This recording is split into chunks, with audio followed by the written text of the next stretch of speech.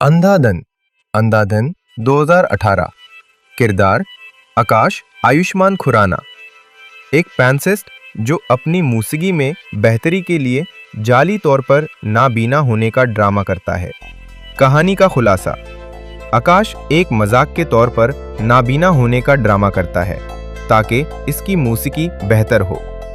एक दिन वो साबिक फिल्मी अदाकार प्रमोद सिन्हा के घर परफॉर्म करने जाता है, जहां वो उनके कत्ल का हादसाती गवाह बन जाता है। चूंकि लोग समझते हैं कि वो नाबीना है, इसलिए कत्ल का सुराग छुपाने की कोशिश की जाती है, लेकिन बात है कि आर्नब कभी वजूद ही एक लड़की बैग उठाए घर से निकल रही है। सामने टैक्सी लिए उसका बॉयफ्रेंड खड़ा है। रास्ते में उसके माँ बाप दोनों बेबसी की तस्वीर बने खड़े हैं। लड़की को अपने माँ बाप की कोई परवाह नहीं। सामने वो आशिक की तरफ अपने कदम बढ़ाई जा रही है। जब कदम हद से ज्यादा बढ़ने लगे तो माँ अपनी नम आंखों से उस लड़की से कहती है कि तुम किस तरह हमें छोड़कर जा रही हो। हमने बचपन में तुम्हें कितनी मुशक्कत देकर पाला, कितनी कुर्बानियां तुम्हारे लिए दी। तुम्हारे बाद हमारी कोई औलाद नहीं हुई, इसलिए तुम्हें ही बेटा और तुम्हें ही बेटी समझकर हमने परवरिश की और तुम्हें पाला पोसा, और आज तुम एक लड़के के लिए हमें यूं दगा देकर घर से जा रही हो। लड़की कुछ नहीं कहती, बस उसकी आंखों से आंसू जारी हैं और वो कदम अपने बढ़ाई जा रही है। बाप चाहता तो उसे मारता, उसे रोकता, उसे पीटता और उसे डराता, लेकिन बाप बेबसी की तस्वीर बने खामोशी से पीछे खड़ रहा है। जब बाप देखता है कि माँ की कोई बातों का उस पर असर नहीं हुआ और उसके कदम रुक नहीं रहे, बल्कि वो घर से भागने की मुकम्मल तैयारी कर चुकी है, तो बाप अपने आप को मारना शुरू कर देता है। वो जोर जोर से सीने पे अपने मुक्के मारता है ताकि वो एहसास कर सके, जान सके कि तुम्हारे जाने के बाद हमारे जीने का कोई फायदा नहीं। अब बेटी बेबस हो जाती है, हजार दलीलें दी जाती, हजार बातें उसे की जाती, लेकिन वो रुकती नहीं। लेकिन बाप की इस बेबसी को देखकर कि वो अपनी जान लेने पर तुला है और अपनी जान देने को तैयार है, तो बेटी कुछ लम्हे के लिए वहां पे रुक जाती है और रुकने के बाद कुछ सोचती है, कुछ नजर अपने आशिक पे डालती है जो उसका इंतजार के अंदर पलके बिछाए खड़ा है। हसीन जिंदगी उसके सामने पड़ी है, लेकिन जब वो बाप की ये कैफियत देखती है तो वो ठहर जाती है, रुक जाती है और फिर वो वापस कदम अपने पलटती है और अपने बाप की तरफ कदम करके चली जाती है और अपने बाप को रोकती है और बैग को फेंक कर वहां पर ही घर का दरवाजा बंद कर लेती है। फिर खिड़की से अपने आशिक को देखती है और उसे कुछ नहीं कहती, बस आंखों के इशारे से समझाती है कि मैं अपनी पूरी कोशिश की, लेकिन अपने बाप की जिंदगी मुझे अब भी कीमती है, मैं ये कुर्बान नहीं कर सकती। और फिर वो अपनी खिड़की का भी दरवाजा बंद कर लेती है। ये बात कर रहे हैं हम इंडियन मूवी सूफियम सुजातम की, जो एक रोमांटिक और प्यार भरी कहानी है। इसको देखकर आपको एहसास होगा कि जिंदगी में कौमियत, मजहब, जात, जुबान किस तरह से मोहब्बत के बीच में आ जाते हैं। लेकिन इस बात को आप ये ना समझें कि माँ बाप ने अपनी अना की वजह से, अपनी जिद की वजह से या अपनी जो है इज्जत बचाने के लिए ये शादी नहीं की, लड़की की पसंद का ख्याल नहीं किया।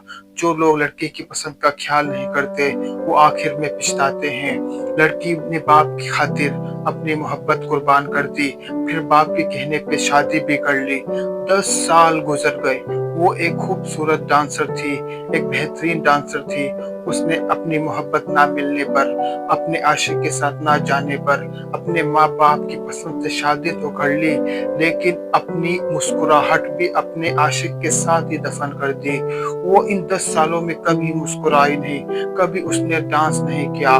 वो अपनी पहली मोहब्बत का रोग दिल में लिए बैठी थी और सोचती थी कि काश कि मैं अपने बॉयफ्रेंड के साथ चले जाती तो मुझे ये नापसंद मर्द ना मिलता। वो दुबई में रहती थी और अपने बॉयफ्रेंड को छोड़ने के बाद भी उसके दिल से उसका ख्याल ना निकाल सकी। उसका शोहर 10 साल से, लेकिन वो कंप्रोमाइज कर रहा था और रिश्ता निभाने की कोशिश कर रहा था, क्योंकि उनका एक बेटा था, वो नहीं एक बेटी थी। क्योंकि वो नहीं चाहता था कि इसकी ज़िंदगी मुतासिर हो। इसलिए सब हकीकत जानकर भी वो उसके साथ अच्छी तरह से पेश आता और उसे समझाने की कोशिश करता कि कहीं एक ना एक दिन ये बेटी किसी की जो है मेरी पत्नी असल रूप में आ जाएगी। 10 साल गुजर गए लेकिन ऐसा नहीं हुआ। तो शोहर को भी सजा मिली माँ बाप की अना की कि उसकी बीवी तो है लेकिन रूहानी तौर पे नहीं, सिर्फ जिस्मानी तौर पे वो उसके साथ है। फिर मूवी में क्लाइमेक्स आता है। क्लाइमेक्स ये आता है कि उसका जो बॉयफ्रेंड होता है लड़की का, उसका इंतकाल हो जाता है, वो मर जाता है। मरने की खबर भी फौरन उस लड़की को मिल जाती है और उसका शोहर जानता है कि जिसकी वजह से मेरी जिंदगी अजीरन बनी हुई है वो अब इस दुनिया से जा चुका है। फिर लड़की के इसरार पर वो इंडिया आता है ताकि अपने महबूब का आखिरी दीदार कर सके।